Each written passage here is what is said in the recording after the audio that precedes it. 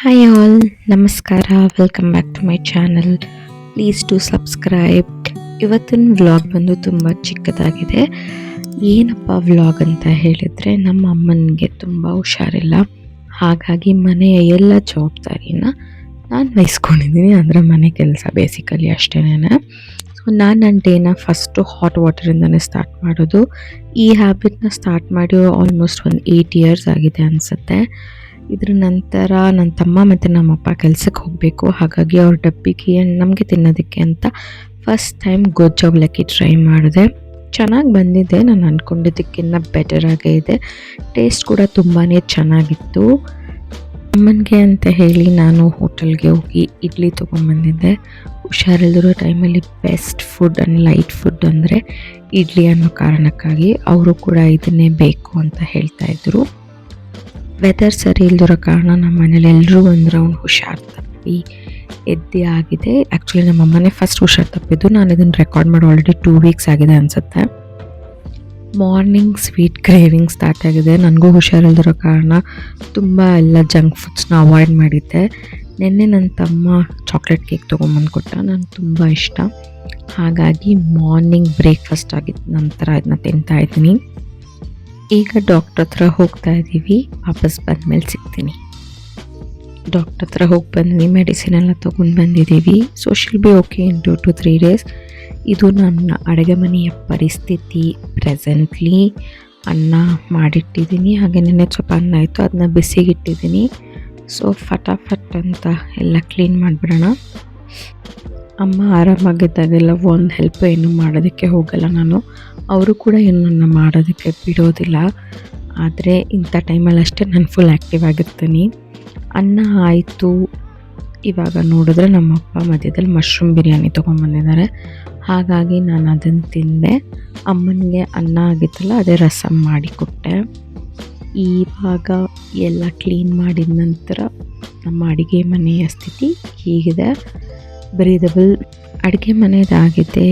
ಇವಾಗ ಬ್ರೇಕ್ಫಾಸ್ಟ್ ಆಯಿತು, ಲಂಚ್ ಕೂಡ ಆಯಿತು. ನೈಟಿಗೆ ಏನು ಅಂತ ಡಿಸೈಡ್ ಮಾಡಬೇಕು. ಮೊಟ್ಟೆ ತರಿಸಿಟ್ಟಿದ್ದೀನಿ, ರಸಮ್ ಇದೆ. ಸೊ ಮೊಟ್ಟೆಲಿ ಏನಾದರೂ ಎಗ್ ಬುರ್ಜಿ ಅಥವಾ ಆಮ್ಲೆಟ್ ಮಾಡಿಬಿಡ್ತೀನಿ. ನೆಕ್ಸ್ಟ್ ಇವಾಗ ಹಾಲ್ಗೆ ಮೂವ್ ಆಗೋಣ. ಮಕ್ಕಳಿಲ್ಲ ಏನೂ ಇಲ್ಲ, ಆದರೂ ನಮ್ಮ ಮನೇಲಿ ಈ ಥರ ಎಲ್ಲ ಬಿಸಾಕಿರ್ತೀವಿ.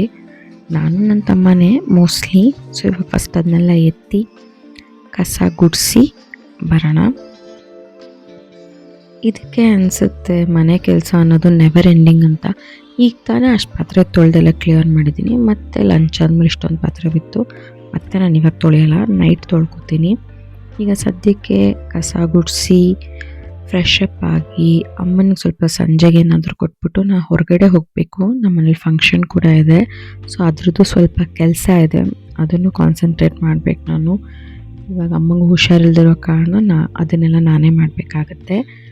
ಸೊ ಇದನ್ನು ಮುಗಿಸಿ ಅಮ್ಮನಿಗೆ ಏನಾದರೂ ಕೊಟ್ಟು ಮತ್ತೆ ನಾನು ಹೊರಗಡೆ ಹೋಗ್ಬಿಟ್ಟು ಬರ್ತೀನಿ.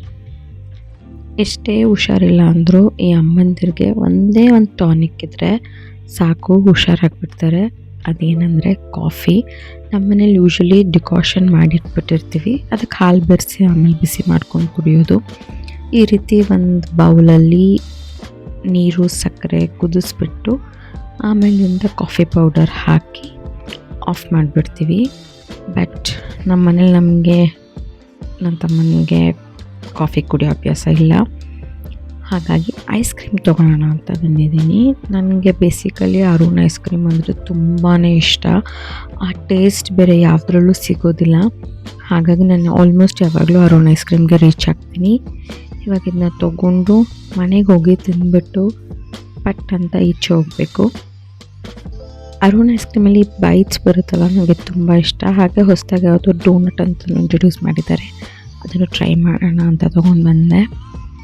ಸಂಜೆ ಅಮ್ಮನಿಗೆ ಕಾಫಿ ಬ್ರೆಡ್ ಎಲ್ಲ ಕೊಟ್ಟು ಇವಾಗ ನಾನು ಹೊರಗಡೆ ಬಂದೆ. ಆಗಲೇ ಹೇಳಿದಾಗೆ ಕೆಲಸ ಇತ್ತು ಜಯನಗರಲ್ಲಿ. ಸೊ ಭೀಮಾಗೆ ಬಂದಿದ್ದೀನಿ.